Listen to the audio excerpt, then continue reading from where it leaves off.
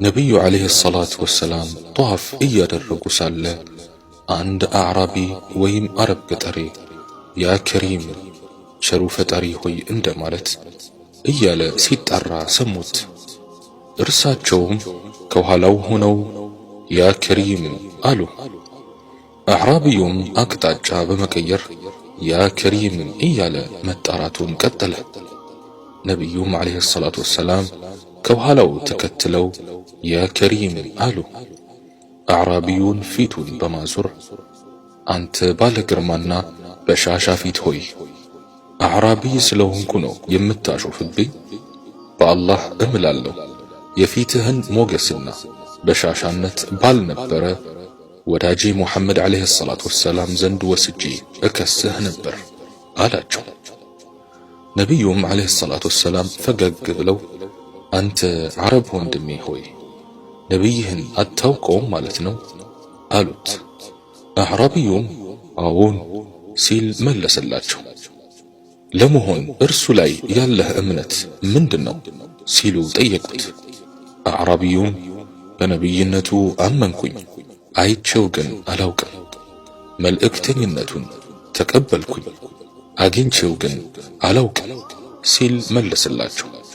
ነቢዩም ዓለይሂ ሰላቱ ወሰላም አዕራቢይ ሆይ የዱንያም ነቢይህ እና የአኺራ አማላጅህ እኔ መሆኔን እወቅ አሉት። አዕራቢዩም የነቢዩን ዓለይሂ ሰላቱ ወሰላም እጅ በፍጥነት መሳም ያዘ። ነቢዩም ዓለይሂ ሰላቱ ወሰላም አንተ ዓረብ ወንድሜ ሆይ ሌሎች ሕዝቦች ንጉሶቻቸውን እንደሚያደርጓቸው አታድርገኝ። አላህ ኩራተኛና አጎራዘል አድርጎ አላከኝም፣ ይልቁንም አብሳሪ አስጠንቃቂ አድርጎ በእውነት ልኮኛል አሉት። በዚህ ጊዜ ጅብሪል ወደ ነቢዩ ዓለይሂ ሰላቱ ወሰላም መጣና ሙሐመድ ሆይ አላህ ሰላምታን ያቀርብልሃል፣ በክብርና በልቅና ከሌሎች አስበልጦሃል። ለዚህ አዕራቢይም የአላህ ቸርነትና ቻይነት እንዳያዘናጋው በትንሹም ይሁን በትልቁ በብልጭም ይሁን በቅሉ እንደሚተሳሰበው ንገረው አላቸው።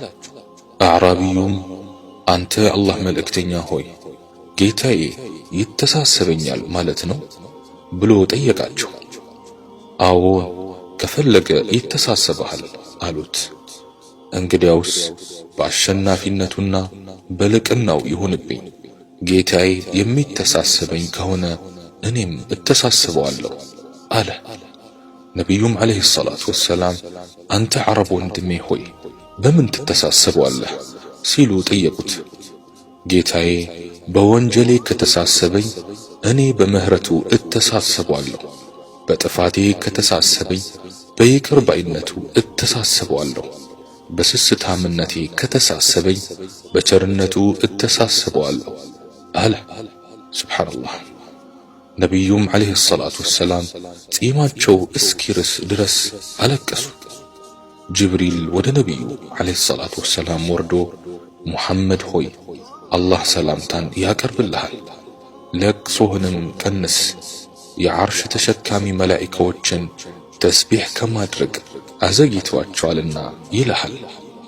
ለአዕራቢዩም ወንድምህ ደግሞ እንዳይተሳሰበን ንገረው፣ እኛም አንተሳሰበውም፣ አዕራቢዩ የጀነት ጎረቤትህ ነው አላቸው።